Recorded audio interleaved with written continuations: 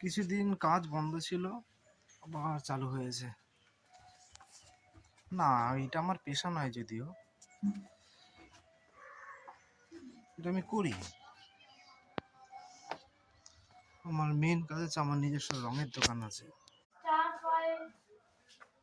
এইটা হচ্ছে আমার মেন ব্যবসা।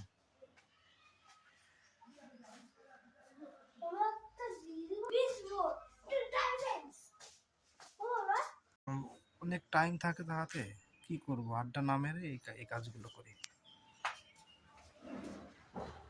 পরে ডিজাইন দেখাবো।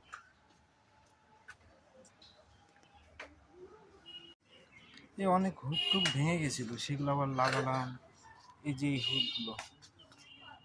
এই হুকগুলো ভেঙে গেছে, নতুন করে লাগালাম। এগুলো এই যে নতুন করে লাগালাম।